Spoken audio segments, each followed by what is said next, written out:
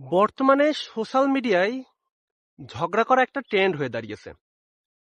কারণ আমি একটা জিনিস খেয়াল করলাম, ইতিমধ্যে সোশ্যাল মিডিয়ায় যখন মানুষ কিছুটা পরিমাণের ভাইরাল হওয়া শিখছে, তখন থেকেই মানুষজন চেষ্টা করতেছে যে সোশ্যাল মিডিয়ায় ঝগড়া করার মাধ্যমে সেখান থেকে তো ভিউ কামাবে এবং সেখান থেকে ভাইরাল হওয়ার একটা চেষ্টা।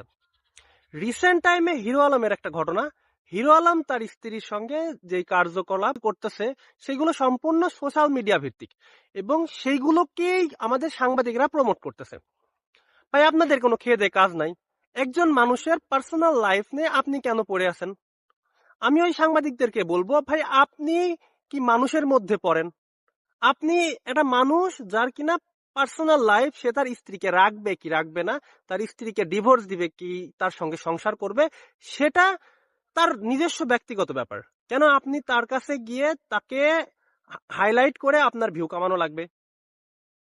আর আমি তো তাদেরকেও বলবো যে ভাই, আপনি কেন সোশ্যাল মিডিয়ায় আপনার পারিবারিক বিষয়কে আপনি তুলে ধরতেছেন? আপনি তো আসলেও এমনিতেই মূর্খ মানুষ, আমি জানতাম। হিরো আলম এমনিতেই মূর্খ মূর্খ মানুষ, তার উপরে আপনি কি করতেছেন? আবার সোশ্যাল মিডিয়ায় এসে আপনি সবার প্রকাশ্যে মানুষকে দেখাচ্ছেন যে ভাই দেখেন আমি আসলেও একটা গন্ড মূর্খ। ভাই, মানুষের বিবেক হবে কবে? মানুষজন বিবেকবান হবে কবে? মানুষজন এখন পর্যন্ত বিবেকবান কেন হবে না? মানুষের ন্যূনতম যদি জ্ঞান থাকতো তাহলে কিন্তু কখনোই সে সোশ্যাল মিডিয়ায় এসে এরকম কাজ করতো না। হ্যাঁ, মানলাম তার স্ত্রী খারাপ কাজ করেছে, সে এসে তার পারিবারিক ভাবে ঠিক করুক। মানলাম হিরো আলম খারাপ কাজ করেছে, তাহলে পারিবারিক ভাবে সেটা ঠিক করুক।